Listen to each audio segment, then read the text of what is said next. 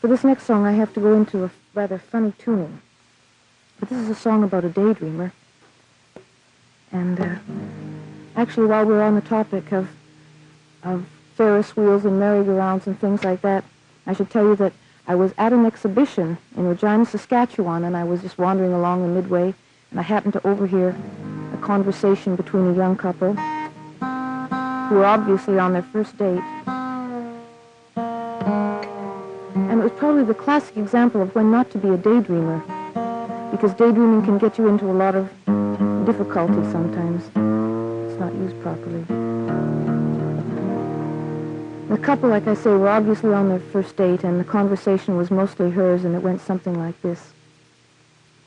Gee, I'm really glad that we got this chance to go out tonight to the fair and all. Fairs are so exciting. I really wanted to tell you for a long time that I think you're really neat. See, I have locker 365, and it's just a little ways down from yours. I think yours is 372 or something like that, roughly. And, well, see, my girlfriend, Judy, she's the one with the red hair who has the locker next to me. That's locker 366. You've probably seen her. Well, we always watch you when you walk down the halls at school, and we always say, wow, he's really neat, isn't he? And she always says, yeah, he's really neat. She's probably going to be really sore when I tell her when I get back to school that we went to the fair and all and had a beautiful time, even though it was Dutch treat.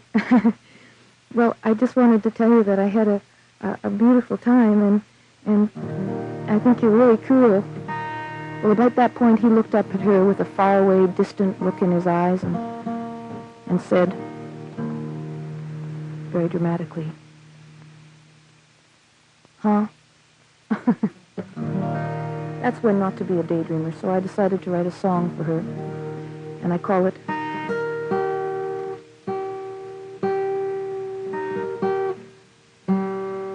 Song to a Daydreamer, or Blue on Blue.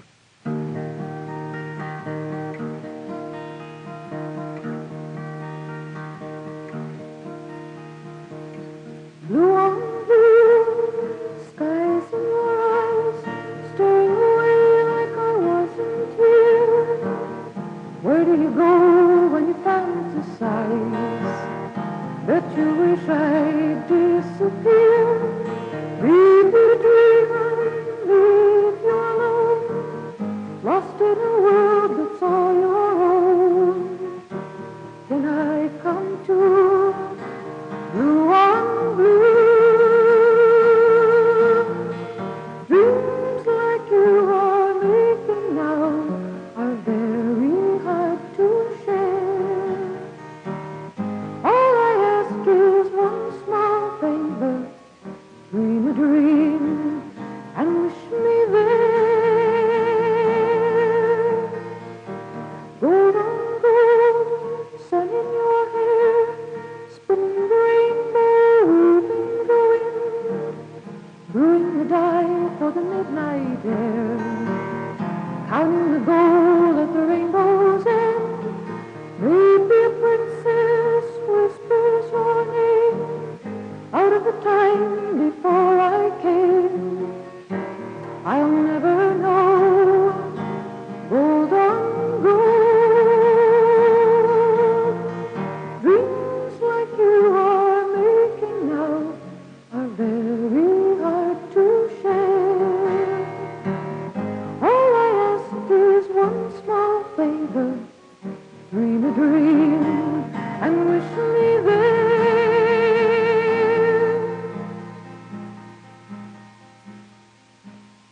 Blue on blue.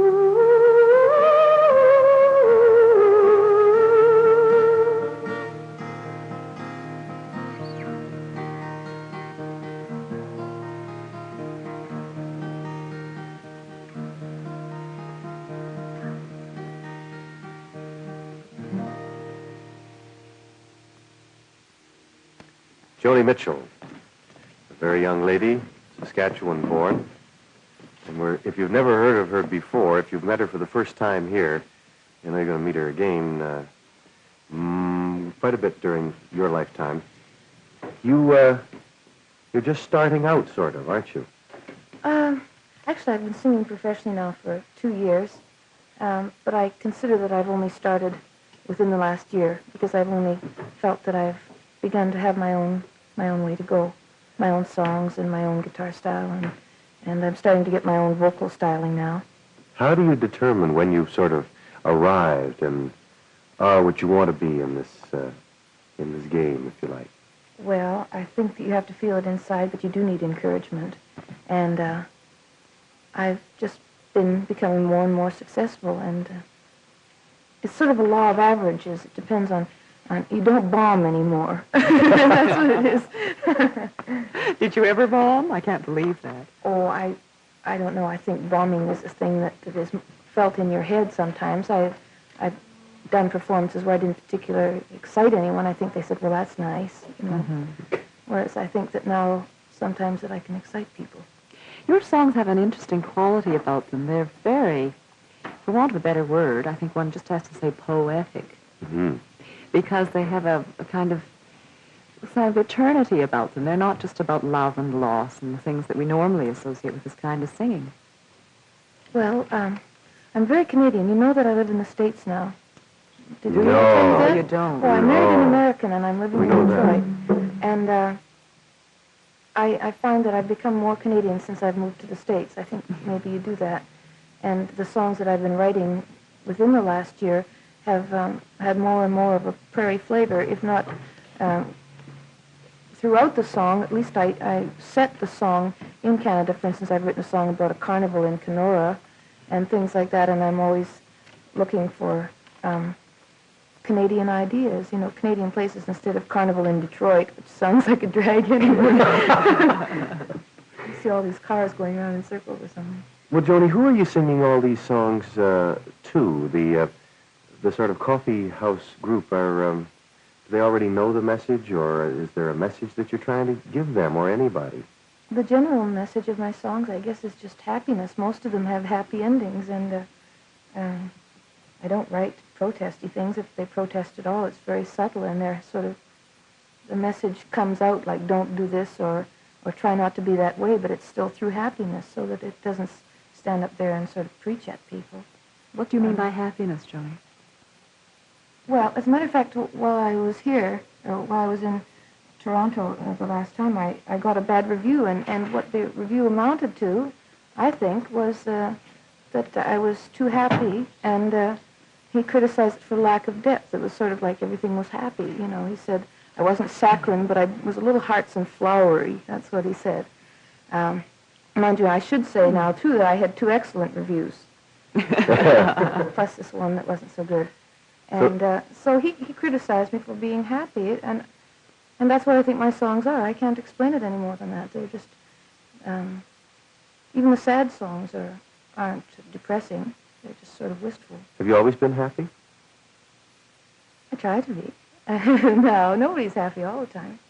Have you always wanted to be a happy singer and writer of songs? Well, I started out in folk music, of course, doing traditional ballads, which were these long English things about Lady So-and-so whose husband killed her while her lover was standing at the foot of the bed and things, and House of the Rising Sun, about a girl who's been led astray. And I think maybe that's why my songs are all happy, because in the beginning they were all so dreary. They were beautiful, but they were, you know, they were just very miserable songs.